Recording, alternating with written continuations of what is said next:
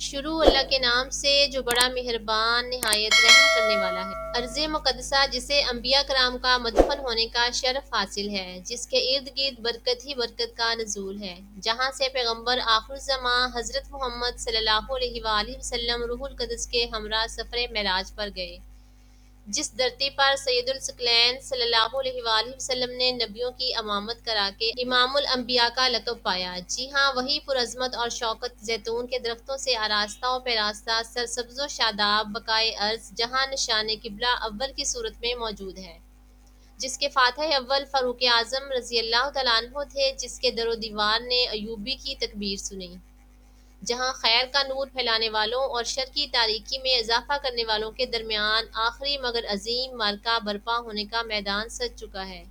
آج صہیونی قوتوں کے زیر نگیں قبضہ ہے اور انتظام گزشتہ 6 اشروں سے مسلمانان فلسطین کا جانی مالی اور اقتصادی استحصال میں مصروف عمل ہیں۔ عیش و عشرت میں پڑے مسلمان حکمران شکم سیری کی زنجیروں میں ایسے جکڑے ہیں کہ اپنے آقا صلی اللہ علیہ وآلہ وسلم کے اس ارشاد پاک کو ہی بلا بیٹھے ہیں، جس میں آپ نے مسلمانوں کی اجتماعیت کی تشبیہ ایک جسم سے دی ہے۔ بدن کے ایک عضو کو تکلیف ہو تو پورے جسم میں سرایت کر جاتی ہے اور محسوس کی جاتی ہے، تو پھر کیا وجہ ہے کہ عالم اسلام کے رستے ہوئے ناسور پر کوئی اینکر پرسن، کوئی وزیر، مشیر اور کوئی صاحب بات نہیں کر رہا؟ آئیے اس چپتے ہوئے سوال کے جواب کے تناظر میں بقائے نور کی قدیم تاریخ پر ایک نظر ڈالیں، جو شاید ہمارے خوابیدہ دلوں کو بیدار کرنے میں قوت عمل مہیا کر جائے۔ محل وقوع کے اعتبار سے فلسطین براعظم ایشیا کے مغرب میں بحیرہ متوسط کے جنوب کنارے پر واقع ہے۔ اس علاقے کو آج کل مشرق وسطیٰ بھی کہا جاتا ہے۔ شمال میں لبنان اور جنوب میں خلیج عقبہ واقع ہے۔ جنوب میں مصر اور مشرق میں شام اور اردن سے اس کی سرحدیں ملی ہوئی ہیں، جبکہ مغرب میں بحیرہ متوسط کا طویل ساحل ہے۔ فلسطین کا رقبہ حنفا اور غزہ سمیت 28,000 کلومیٹر پر مشتمل ہے۔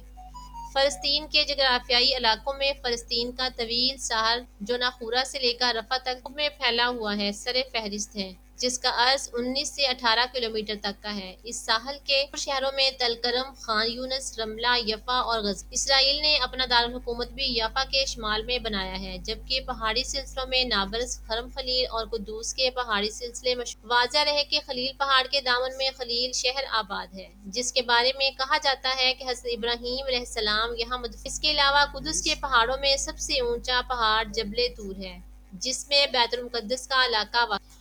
مسجد الاقصیٰ اور قوۃ الصحرا ابھی اسی شہر کے زینت اور رونق ہیں۔ میدانی علاقوں میں نقاب اور اغوار کے علاقے شامل ہیں۔ اغوار فلسطین کا مشرقی علاقہ ہے جسے دریائے اردن کاٹتا ہے، اور بحر میت بھی اسی کنارے واقع ہے۔ اس علاقے میں اریحا نامی شہر ہے، جس کے بارے میں کہا جاتا ہے کہ وہ دنیا کا قدیم ترین شہر ہے۔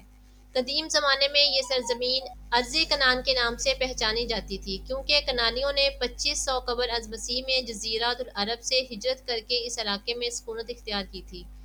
قدیم زمانے میں یہ سرزمین ارض کنعان کے نام سے پہچانی جاتی تھی۔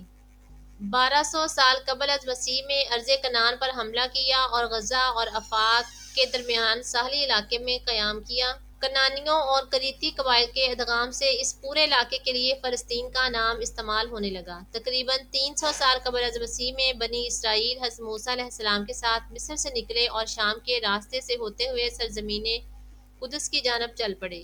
ادھر حضرت موسیٰ علیہ السلام نے اصرار کیا کہ بیت المقدس میں داخل ہو جائیں، جیسا کہ قرآن پاک میں ارشاد باری تعالیٰ ہے، اے میری قوم، اس ارض مقدس میں داخل ہو جاؤ جو اللہ نے تمہارے لیے لکھ دیا ہے، اور میدان سے الٹے پاؤں نہ پلٹ جاؤ کہ خسارے والوں میں سے ہو جاؤ۔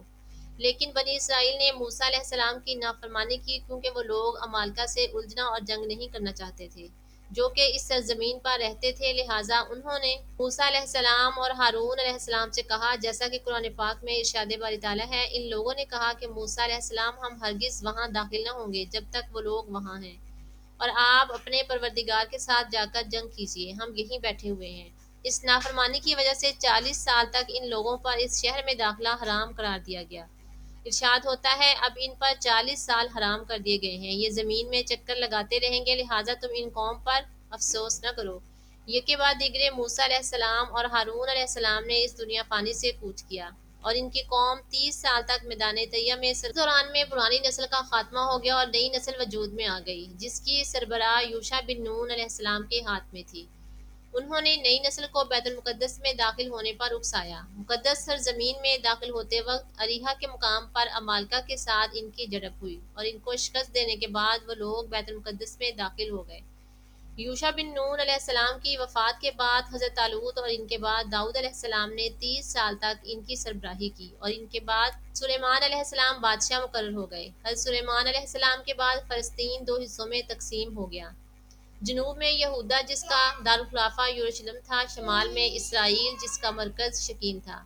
رسول کریم صلی اللہ علیہ وآلہ وسلم کی وفات کے بعد خلیفہ اول نے شام میں موجود شام اور فلسطین جو شام تھا اس کی جانب لشکر روانہ کیا جو کہ رومیوں کے قبضے میں تھا۔ اس لشکر کے سپہ سالار اسامہ بن زیاد تھے جنہوں نے کافی دور تک پیش قدمی کی اور اردن کے نزدیک پہنچ گئے، لیکن مدینہ میں مسلمانوں کے درمیان اختلافات پیدا ہو جانے کی وجہ سے یہ لشکر واپس بلا لیا گیا۔ بالآخر خلیفہ دوم کی خلافت کے زمانے میں بیت المقدس کے رہنے والوں اور خلیفہ دوم کے درمیان ایک معاہدے کے ذریعے بیت المقدس پر مسلمانوں کا قبضہ ہو گیا۔ حضرت عمر بن خطاب رضی اللہ تعالیٰ عنہ نے وہاں کے شہریوں کے مطالبے پر حکم دیا کہ کسی یہودی کو بیت المقدس میں رہنے کا کوئی حق نہیں ہوگا۔ اس کے مقابلے میں وہاں کے عیسائیوں نے جزیہ دینا قبول کیا۔ فلسطین پر مکمل قبضے کے بعد کئی عرب قبائل وہاں پر سکونت پذیر ہو گئے۔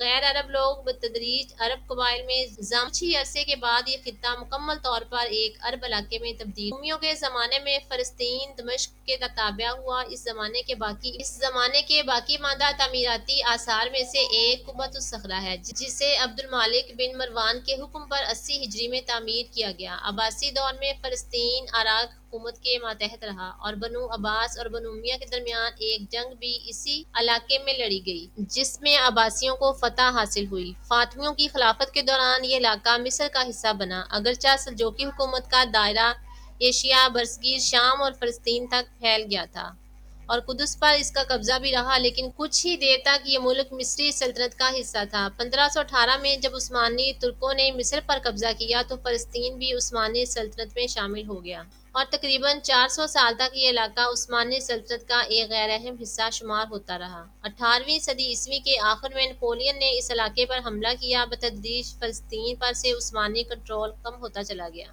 اور سلطان کی جانب سے منسوب مصری حاکموں نے جو خود کو خدا کہلواتے تھے، فلسطین کا انتظام اپنے ہاتھوں میں لے لیا۔ اسلام کے ظہور کے بعد کی فلسطین کی تاریخ اس بات کا ثبوت ہے، یہ فلسطین ایک اسلامی اور عرب سرزمین رہی ہے اور یہودیوں کے اس دعوے کی نفی کرتی ہے کہ یہ سرزمین یہودیوں سے متعلق ہے۔